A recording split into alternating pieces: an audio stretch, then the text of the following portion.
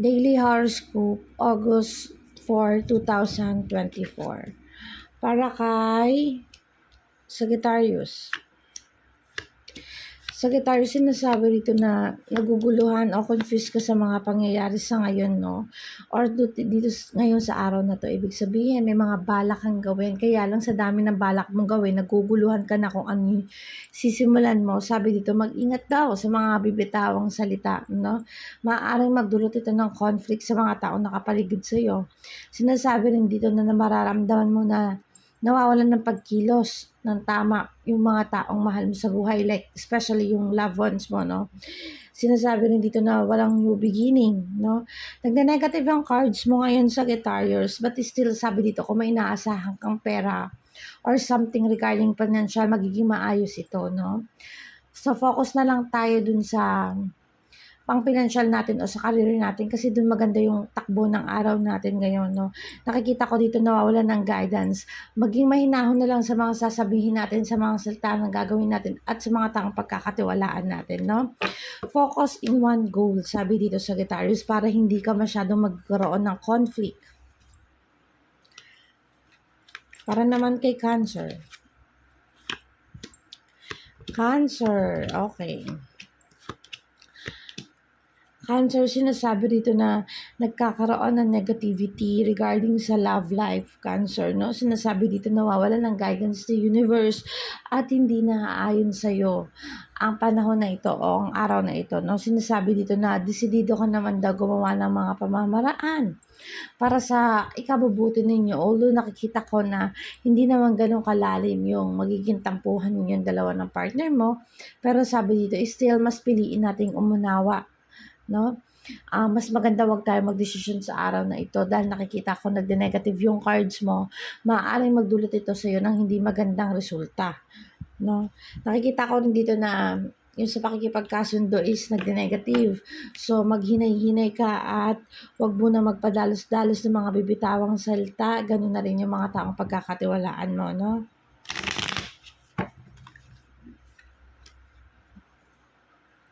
Para naman kay Gemini.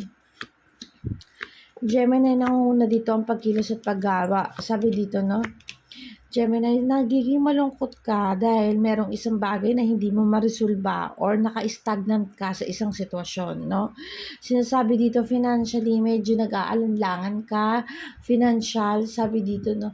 Huwag mo na tayong palagastos ngayon, Gemini, kung meron kang ang pangamba or meron kang mga iniisip na bayarin.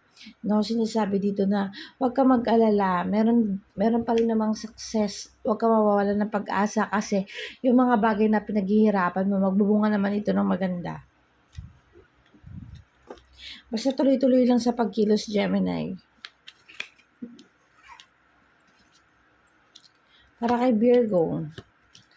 Virgo, sabi dito, in pain si Virgo. Sabi dito, confused. Although may guidance pa rin naman ng universe, pero sinasabi dito, parang pakiramdam niya ayaw niya nang ituloy o isuko na lang yung mga laban sa araw na ito, no? Nakikita ko kasi dito na walang pagbabago or nakikita ko dito na nababagalan siya sa progress ng mga bagay-bagay or sa pag-unlad niya today, no?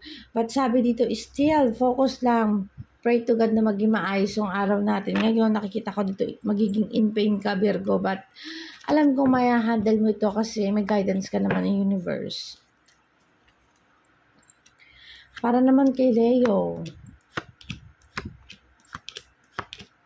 Leo, sabi dito kung may nabala kang puntahan or may mga processes kang gustong matapos, sabi dito, hindi mo daw maisa sa katuparan yun, no? Sabi dito, nakikita ko may ongoing battle ka, although nakikita ko na overcome mo na yung mga pain, mga betrayal or disrespect para sa yon, natapos na yon, but still sabi dito, hoping ka pa rin na maging maayos yung takbo ng relationship mo regarding sa mga taong mahalaga sa iyo kasi nakikita ko dito nagde-negative sila sa iyo as of today, no? Nakikita ko rin na medyo hindi ganun ka smooth yung daloy ng pagsasamahan ninyo sa pamilya.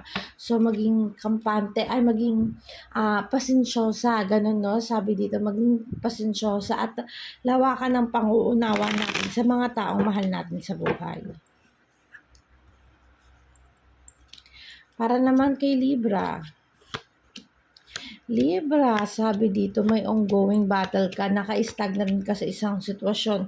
Pero at least sabi dito, alam mo kung ano yung mga dapat mong gawin.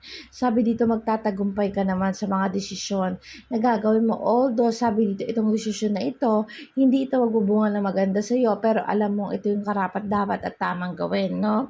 Nakikita ko rin dito na bumabaliktad ang the word mo. Ibig sabihin, may mga konting kaguluhan o sigulot sa araw na ito, no?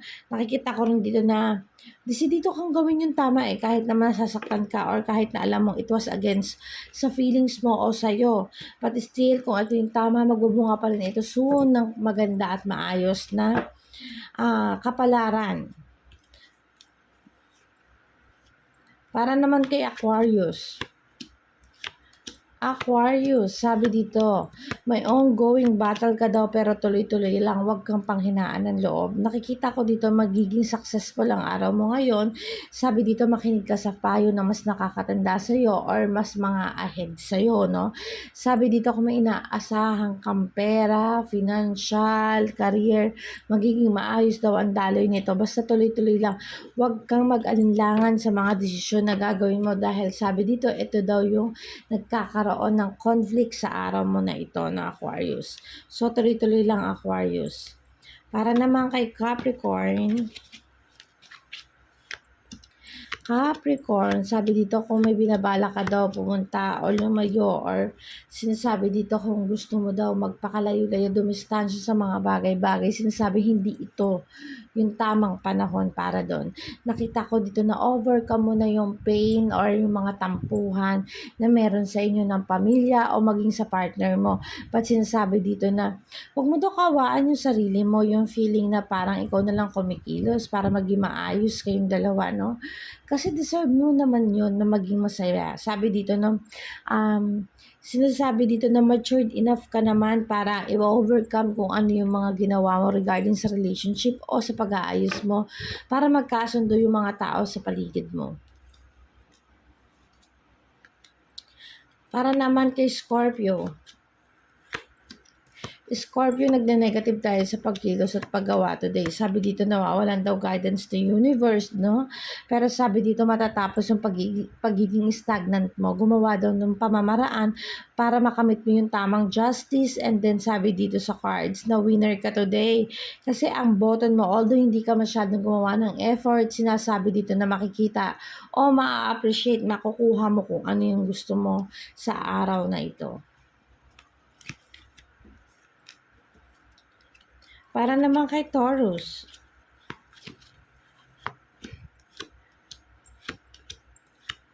sabi dito magkakaroon ng konting tampuhan regarding sa relationship, ano. Sinasabi rin dito, pero maaayos ito, huwag ka mag-alala, Taurus. Nakikita ko rin dito na gumagawa ka ng pamamaraan para regarding sa financial. Sabi dito, expect mo daw na magbubunga ito ng maganda, no?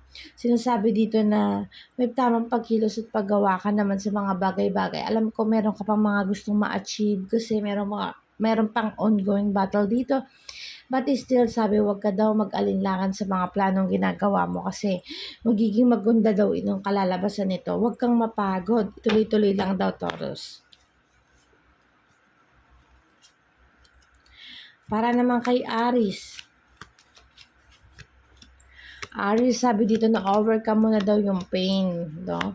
Although naaawa ka pa rin sa sarili mo at nararamdaman mo na ikaw lang yung umaayos ng relationship or ikaw lang yung gumagawa ng pamamaraan. Pero sabi dito, kayang-kaya mo naman daw tuklasin lahat ng mga dapat gawin. Sinasabi rin dito sa cards na matalino ka para mag-isip ng mga pamamaraan mo para maiayos nga yung problema, no?